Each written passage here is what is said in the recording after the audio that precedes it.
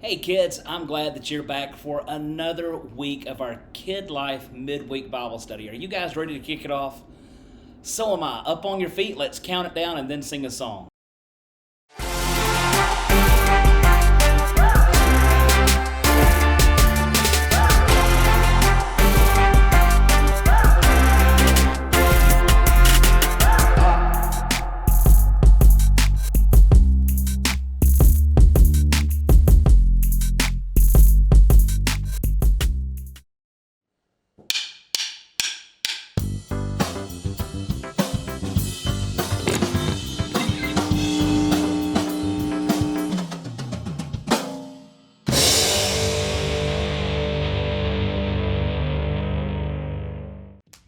What do you focus on when you're putting together a puzzle? Maybe you look for the edge pieces so you can mark the boundaries of the picture. Maybe you grab one piece at a time and try over and over to match it up so that it makes sense. Maybe you get stuck on that missing piece and can't move on until you fix it. Maybe you avoid that one section you know is going to be super hard. Or maybe you lose patience because it's taking so long to see the big picture. You see where I'm going with this, don't you? Sometimes our lives can feel like one big confusing puzzle. You've got one piece here and another over here, and they don't make sense. Like, how could they even be a part of the same picture? You've got big, frustrating gaps, and you just can't see where it's all going. But that's where hope comes in. Even when we don't see how it all fits together, God does. In fact, God has promised that He is working all things together for good for those who love Him. Every single thing in your life has a place. Even that really weird piece fits somewhere. Yes. And even if your life feels like this right now, in the end, God will make everything right. We'll see how even the most confusing pieces fit together to form something amazing and beautiful. And because we know that God can see the big picture and is always at work, we know hope is alive. And when we choose hope, even in the darkest moments, others can see God at work. That's why hope is an amazing way to worship God with your life. Because worship is about more than just singing loud. It's all about living loud.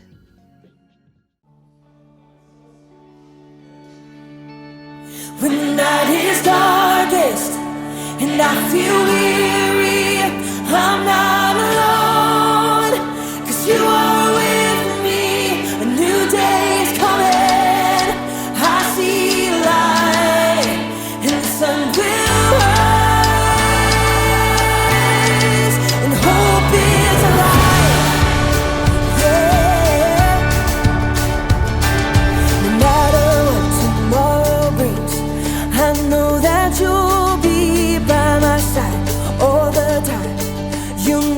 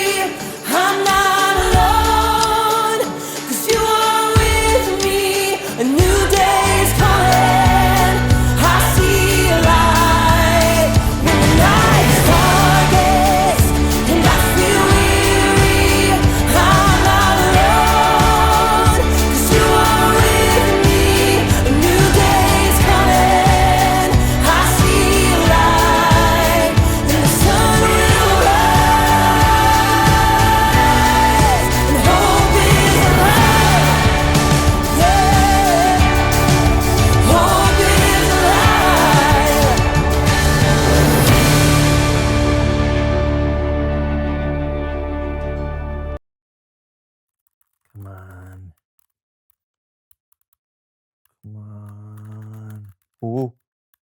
Yes. Ooh. Yes. Yes! Yes! Oh, did you figure it out? Yes! Brandon, I did it! After decades of attempting multitudes of algorithms, I have finally succeeded in solving the puzzle that experts have deemed unsolvable! I don't know about that. I, John of the basement studio, dreamer of dreams, wronger of rights, and eater of corn nuts, have entered the labyrinthian abyss and have emerged triumphant! Oh, cool. Can I see?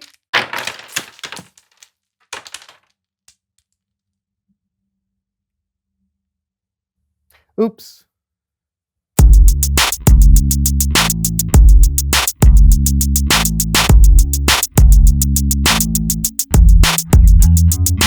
Hey everybody, I'm Brandon. And I'm John. Welcome to the So-and-So Show. Yeah. Working on a masterpiece there, John? Oh, yeah. Well, you know how I've always wanted to be an artist. Nope. It's like this voice inside me screaming, let me create! But I've kind of been ignoring it, pushing it into the background. Until now. That's right! It's time! I've got to show the world that I'm more than just a guy who eats junk food and falls down a lot.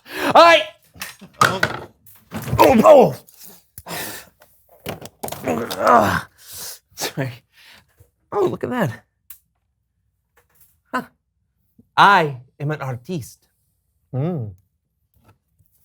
Well, this is perfect. How's Bo? Well, because of our guest today, you'll get the chance to show off your work. Oh! Who's our guest again? You'll see. Please welcome someone who knows stuff. Oh!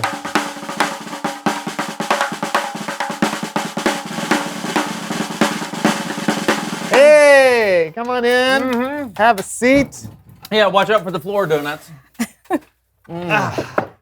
All right, so tell us, who are you and what do you know? My name is Kim, and I'm an art collector. Oh, very cool. An art collector? No kidding. That's wow. You know what? I love art. I've actually been. You know what?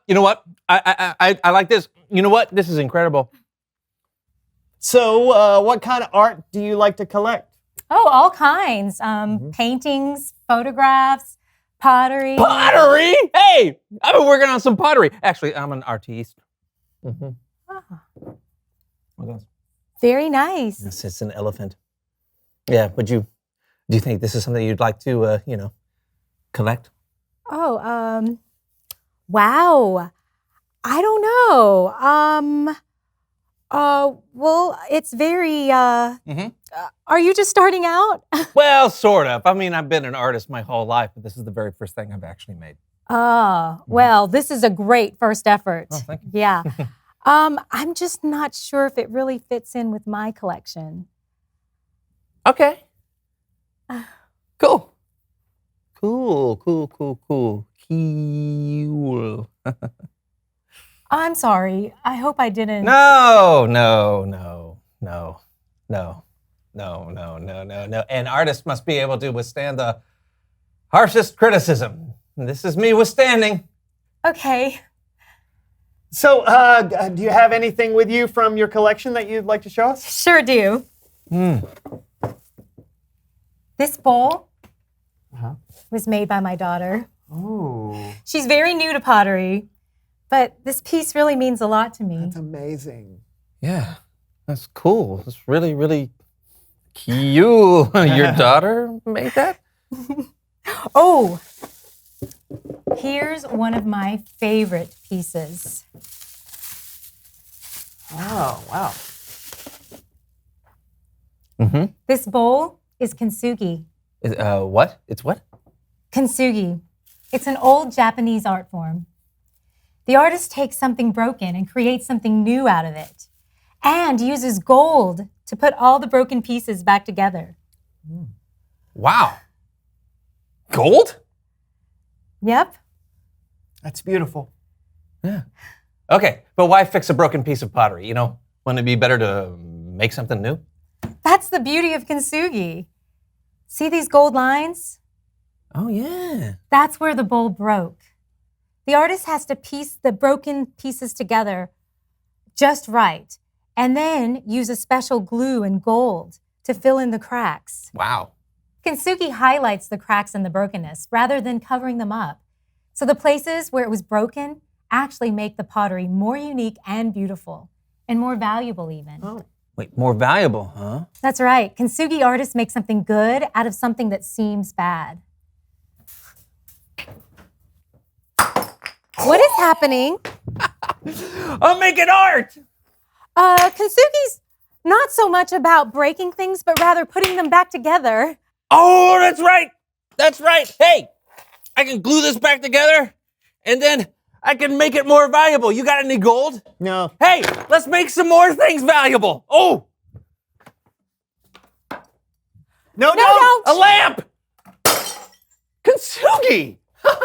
John, I don't think What about that the you're- rubber chicken? Yeah! Kintsugi! Oh! It didn't, this chalk! Ready? Yeah, oh. Kintsugi chalk! Okay. All right. Oh, stuffed animal. Kintsugi. So, thanks for coming on the show. The cow. Will he be all right? Probably. Okay. Stuck. Okay, Kintsugi. Oh, it broke! All right, more art! Kintsugi! It's Bible story time with Kellen. Art!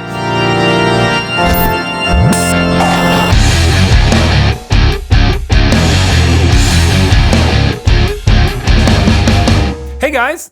Hey, I'm an artist, Kellen. Oh, are you? How are you today, Kellen? I'm doing great. And you know who else is doing great? Who? The So-and-So Show players.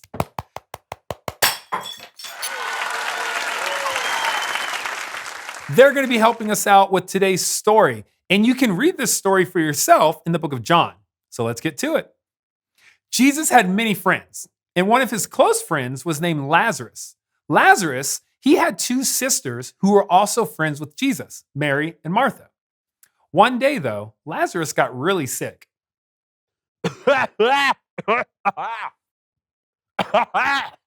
Mary, where are you? Yes, my brother, I am here. I feel Yes, brother? sick. I know.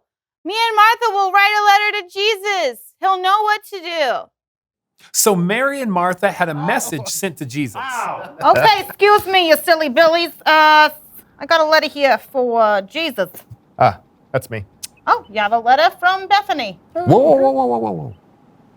We don't know no Bethany. No, it's the town Bethany. No, it's from Mary and Martha. Okay. Martha, that's from her. Let's check this out. Thank you. You're welcome. What does it say, my lord? Oh, our friend Lazarus is sick. But this sickness will not end in death. No. It is for God's glory. Even though his friend was sick, Jesus stayed where he was for 2 more days until finally Jesus said, Our friend Lazarus has fallen asleep. I must go and wake him up. Oh, wait.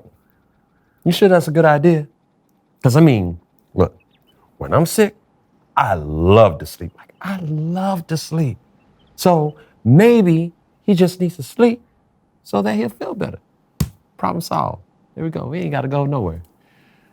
Lazarus is dead. What? What? Come on. What? Lazarus is dead. He's dead. Like, for real, for real? And for your benefit, I'm glad I wasn't there.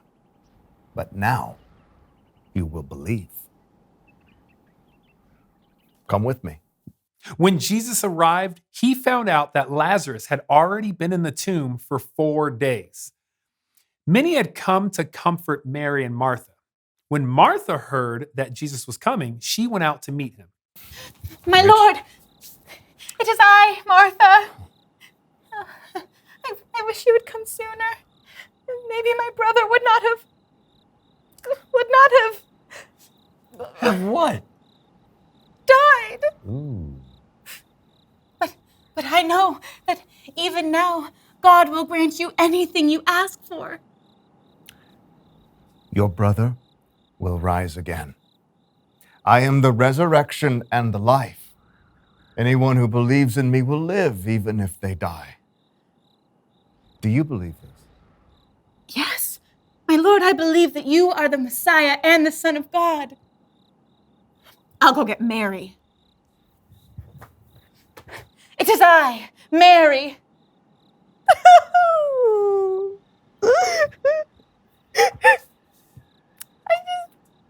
I wish you would come sooner. Maybe my brother would not.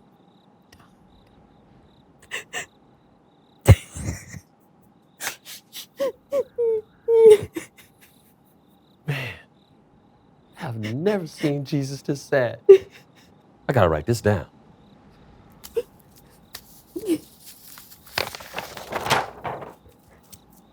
Jesus wept.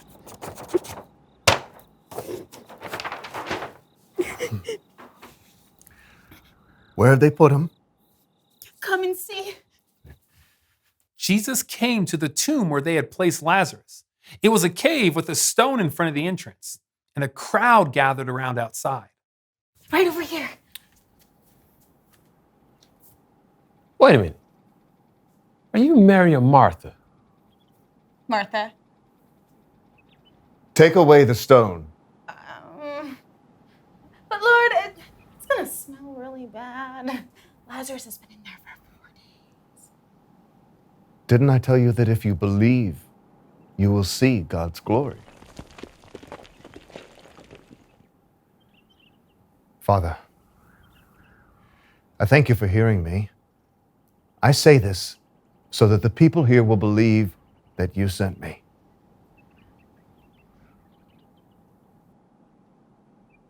Lazarus, come out. Oh. He's a mummy! Oh.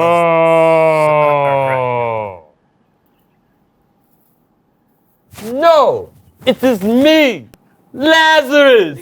I'm alive. Where's Mary? Shouldn't she be here too? Just a moment. You're alive! I'm alive! Yay! Jesus raised Lazarus from the dead. There were many people there who saw what Jesus did and they believed in him. The end. That's amazing. Wow, Jesus really raised Lazarus from the dead, just like that. Yep, he is that powerful. That's so cool. And to think that we can have a relationship with him today. Mm-hmm. Pretty amazing, huh? Yeah. We can put our hopes in Jesus because he is so powerful. Powerful enough to make something good come out of something bad. Just like Kintsugi. Oh, Kintsugi. Sure. Not this. Well, hey, thanks for the story, Kellen. You're welcome. I'll see you guys. You know, it's so easy to forget how powerful God is, especially when times are tough. Yeah, and we all react a little bit differently when bad things happen. Yeah. So, reveal the question. How do you react when bad things happen? Do you get scared? Or really angry. Or do you talk about your feelings with someone you love? Or distract yourself with video games. Or you could eat a big bowl of cereal. No matter how you react, remember, you can have hope that God is powerful and with us through everything. I'm Brandon. I'm John. This was the So-and-So Show. Hey, Kintsugi. What? Hi. Okay, what do you think? What do you think? Do you think somebody will buy this? It's more valuable, right? Let's make it twice as priceless. Kintsugi. Oh.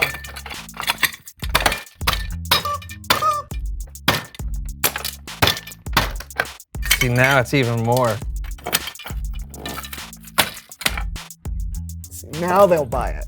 That's how you make art. You are an artist. I am an artist. That's how you make art. Yeah.